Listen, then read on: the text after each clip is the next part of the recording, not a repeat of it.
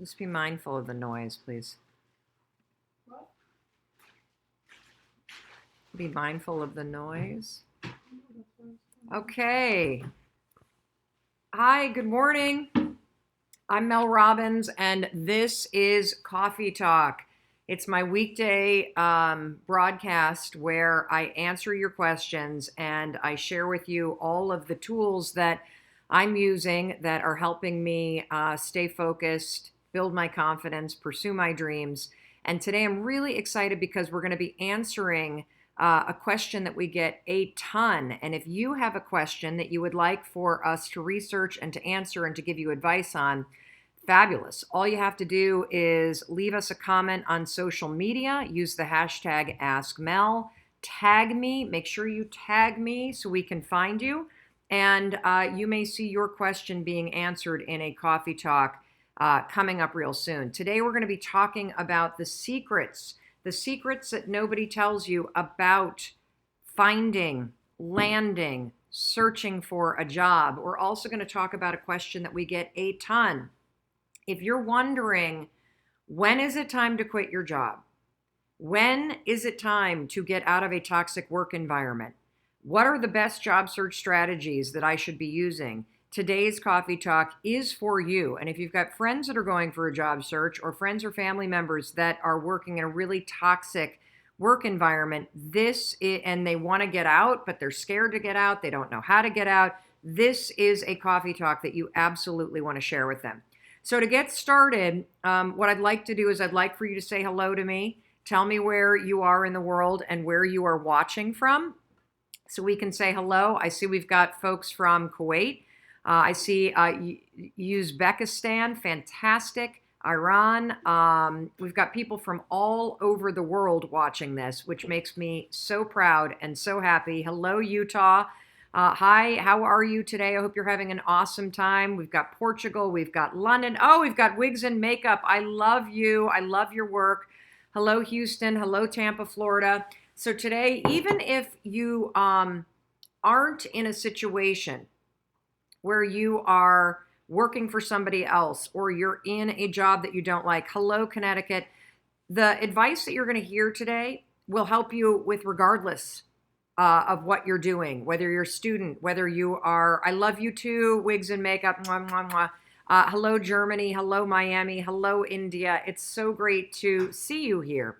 And so again, if you're just joining us, I'm Mel Robbins. I'm the best-selling author of The 5-Second Rule. I have a brand new daytime talk show launching September 16th, nationwide, 5 days a week, The Mel Robbins Show with Sony Pictures and Tribune Media. And every single weekday morning, I go live to answer your questions. And today we are taking a question that we get all the time. This one came in from Ashley on Instagram. And this was just asked last week, but I've gotten this so many times that I wanted to address it on today's coffee shop. Hello, Switzerland. I cannot wait. I'm so excited that y'all are here. So excited that y'all are here. Here's Ashley's question. Mel, my job has driven me deeper into depression because I'm constantly being mistreated here. Do you feel like you're mistreated, either in your current job or by some of the clients that you're serving, or maybe by family members as you're trying to launch your business? As Ashley writes, I deal with anxiety and ADHD, hello, as well, and I'm so stressed about trying to find another income. This job, though, is literally killing me. My health is suffering. Do you think it's best to just leave and find a job, or just hang in there until I find another one? She also added to her question, everybody, that she's living paycheck to paycheck right now. So I'm going to unpack this question because there's a ton of different things to consider when you're thinking about, do I quit this job and use the time that I've now gained from quitting to search for the next thing? Or do I stay in a job that I hate, that is literally sucking my soul dry, while I look for a job? Now, before I say this, here's what I need you to understand. I'm going to give you advice. I'm going to give you the framework through which I think about this. I'm also going to give you, based on the research, the most effective job search strategies that nobody is telling you. And this is going to change how you look for a job, and it's going to make you more effective at finding a job if that's what you're looking for. This is also, by the way, the exact same advice for building a business, okay? Exact same advice. And so you better listen up because that's what's coming up next. But I want to say something before I hand you all of this framework in terms of how to think about when to quit your job, how to think about effective job strategies, and that is this. At the end of the day, I'm giving you advice. I am sharing research with you. I am telling you what works for me and what works for thousands of people around the world. But here's the deal. You got to take all this advice and you got to pull it against your own personal situation, your own personal psychology, your own personal circumstances, and you got to do what's best for you. Because I can tell you to quit your job because then you're going to find a lot more time to look for a new job. And you can use the 40 hours a week or 50 hours a week that you were spending in that crappy job that was sucking your life dry. And you can use all that time to look for a job. But here's the deal. You're the one that has to deal with the financial stress. So don't you dare take any advice from me if it doesn't fit your life. I'm going to move this way because the windows are making the broadcast a little blown out. Do not take advice black and white until you apply it to your own life, because I don't have to live with the circumstances that you're living with. And so as I unpack the question, do I quit my job and use the time to look full-time for a job, or do I stay in a job I hate while I look for a job? You got to take all the research and all the advice I'm giving you and you got to put it back into your own life, because you, my friend, are the one that is going to have to do the work. And I do not want to undermine the reality of what you may be dealing with. Because Ashley, who asked this question, Mel, do I quit my soul-sucking job and use the time to find a new job? Or do I stay with this soul-sucking job because I'm living paycheck to paycheck and try to find a new job while I'm working full-time? Ashley is living paycheck to paycheck. And so let's unpack this topic, okay? And I want to unpack this first by first. So Ashley talked about the mental health aspect of being in a job that she hates. She says it is, quote, literally killing her. She talked about how it's driven her into depression. She's talked about how her job is triggering her anxiety, you guys. So thinking about going into work in the morning, it's hard for her to get out of the house because she hates her boss. She feels like she's being mistreated. And so, by the way, if you're in a situation where you are in a job that is triggering negative mental health issues, that's really different than being a job that you hate. Jobs that trigger negative mental health problems, anxiety, depression, flare-ups in ADD and ADHD, toxicity that makes your own mind start to go super dark, that's super different than realizing you're at a job that you can't stand just because you can't stand the job. You see what I'm saying? And so if your job is driving you into a hole and it's harming your mental health, it is, quote, killing you, as Ashley said. It's a situation that you have to take seriously. This is an emergency, okay? You got to elevate that job search to be your number one priority, because the job itself is creating such a toxic state for your mind, okay? Now let's talk about the financial aspect. If your job is having, here's my basic rule. If you have 3 months of income saved, 3 to 6 months of income saved, that means that if you scale back, if you live frugally, that you can pay for your life for 3 to 6 months, you have a safety net that is comfortable enough that in an economy like what we're in right now, so I'm recording this in March of 2019, the labor market right now in the United States is so strong. Unemployment is at its lowest level in the last 49 years. There is a talent shortage. So if you've got a 3 to 6 month runway and you have no time to look for a job effectively and to network and to really create momentum, if you are comfortable in your ability, that is a runway, 3 to 6 months of savings that should give you enough time to find a job if you live frugally, okay? But before you quit, you got to make sure that you've done the math calculations, that you're on a budget, that you're comfortable with the 3 to 6 month runway, that you feel like quitting that job is actually going to be the rocket boost that you need. It's going to build momentum. It's going to give you the time. It's going to allow you to focus in a way that you can't focus right now. Kendall, no. Kendall, what are you doing? Sorry, my thing was trying to share a password with you. Sorry, I didn't mean to yell at my daughter, but I'm being interrupted because we have a snow day here at home. And the kids are home. And and my Wi-Fi is trying to share passwords right now while I'm trying to live stream with you. I apologize for yelling at you, honey. Okay. Do you accept my apology? Yes, Say sorry. So let me go back to where I was. If you're living paycheck to paycheck, though, if you have a family to support, if you don't have enough money to saved up for you to be able to just put your time and energy into a job search full time, here is what you have to ask yourself. This is what Ashley has to ask herself. When she measures the mental health impact of staying in this job and the fact that it is literally killing her, okay? That she is so dark and down and out because going into this job is punching her in the head. She's got to measure that stress against the financial stress that she's going to create if she quits. And only Ashley can determine whether or not the stress that she's feeling working full-time in this job from a mental health perspective and its impact on her life, if that is greater than the financial stress that she will feel living paycheck to paycheck if she were to quit her job to free up time and mental space and clarity and confidence and control to look for a job full time. Do you see what I'm saying? Like, this is a personal question that you have to ask. And in my mind, if the mental health stress is taking such a toll on you that you're finding it hard to function, and if the mental health stress is taking a toll on you such that when you get home, you don't have the capacity to look for a job,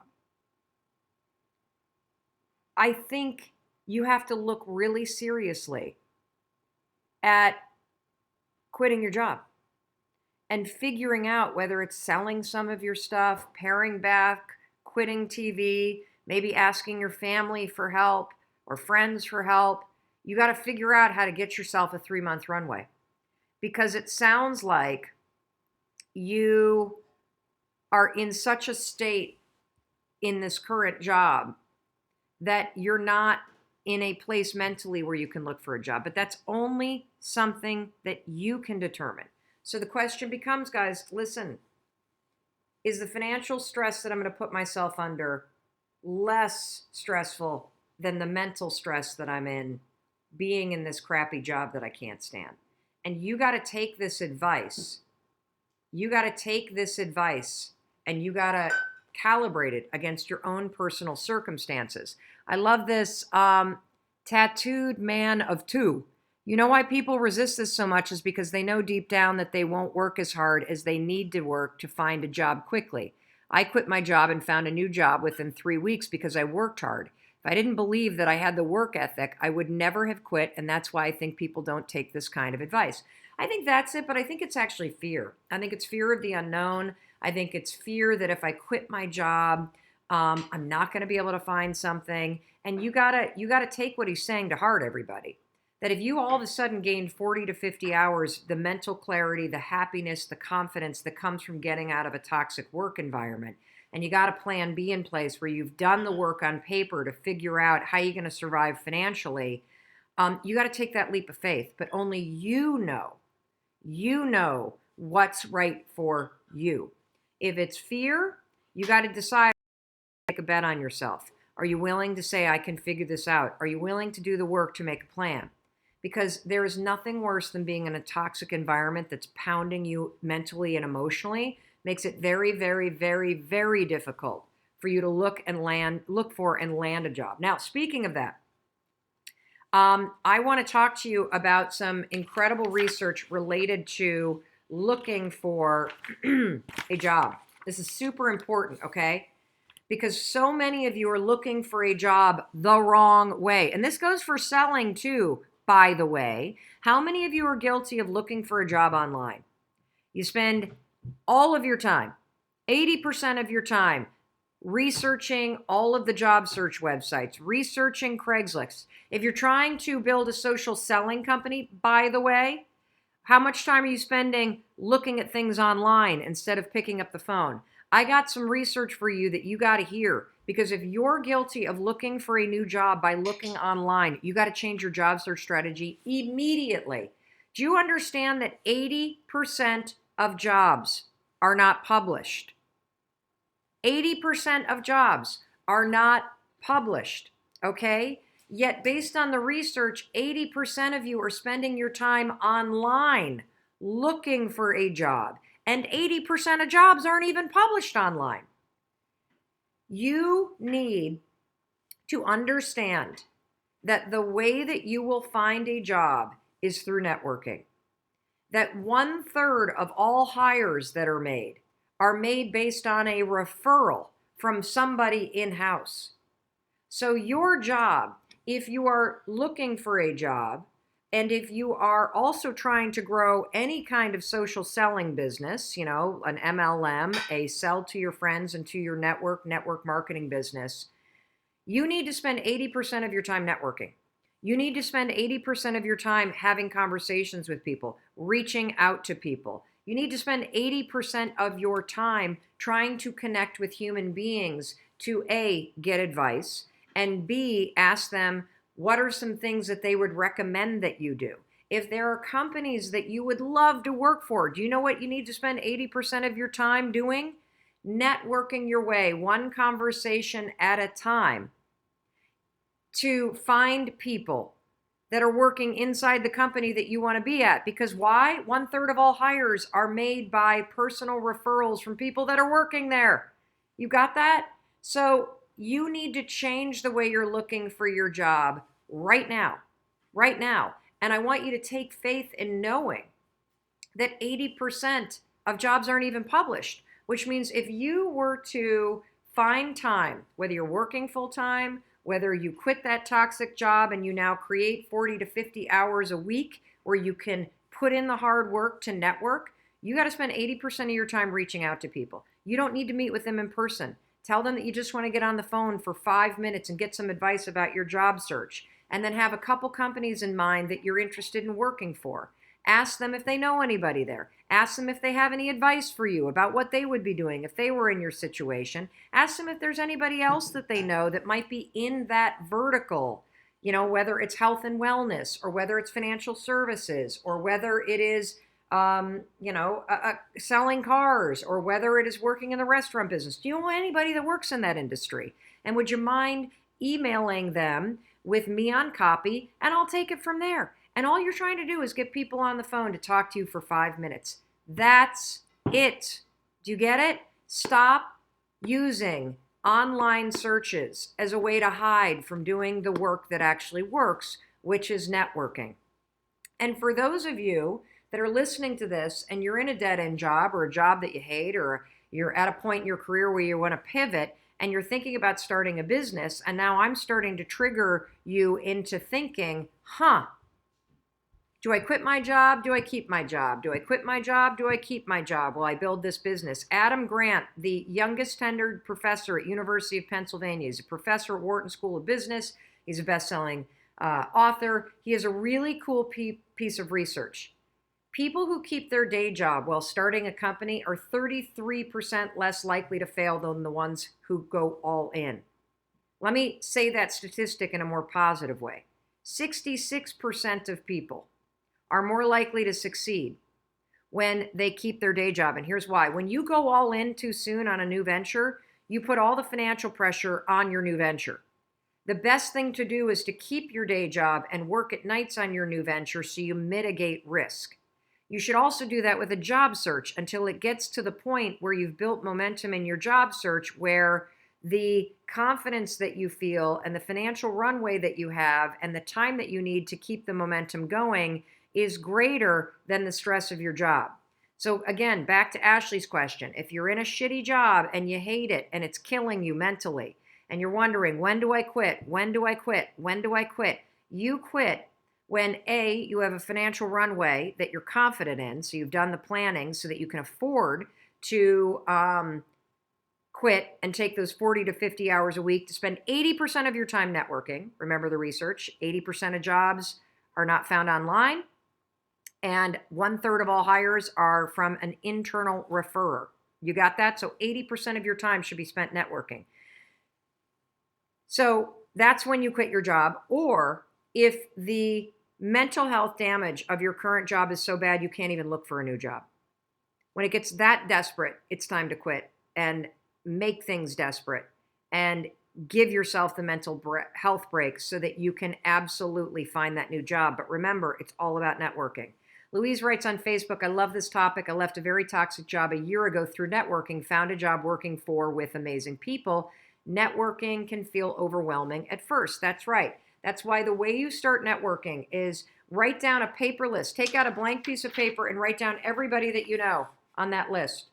And then one by one, you're going to send them a short email and you're just going to say, hey, I'm looking for a new job. Don't worry, I'm not asking you for a job. I'm just looking for advice. Would you mind spending 5 minutes on the phone with me? Can I call you later today? You're going to call them. You're going to tell them what industry you're interested in. You're going to ask them, is there anybody that you know that you would recommend that I speak with? And do you have any advice for me? What would you be doing if you were in my situation? Places you would look, meetings you would go to. Ask for advice. People love to give advice. And then just ask them to give you your friend's email. You send the email with them on copy. That way you don't have to be stalking your friends.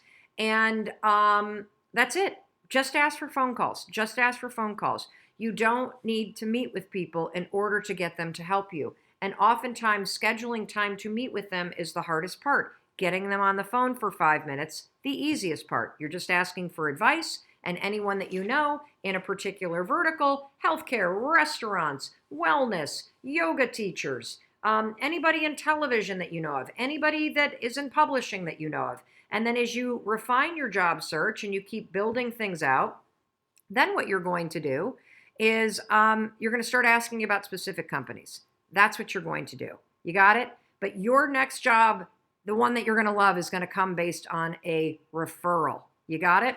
How do you get a job abroad? Exact same way. You use your contacts with where you're living now to start networking for a job in the place that you want to go to. I'm looking for a job in Switzerland. Do you know anybody in Switzerland that I could get on Skype with or get on Zoom with?